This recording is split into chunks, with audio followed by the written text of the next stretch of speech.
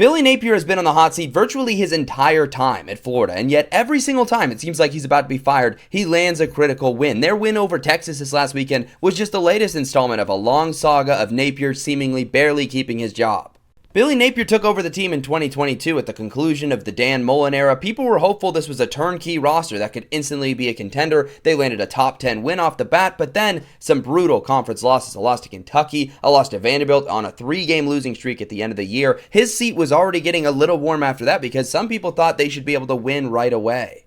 Things got a little bit worse in year 2. Florida got off to a 5-2 start to the season where you could tell things were a little off, and then ended on a dreadful 5-game losing streak to close it out. 5-7 is really bad. At this point, at the conclusion of year 2, there were people calling for Napier to get fired, but because of a few promising things, some nice recruiting classes, they decided to give him another year.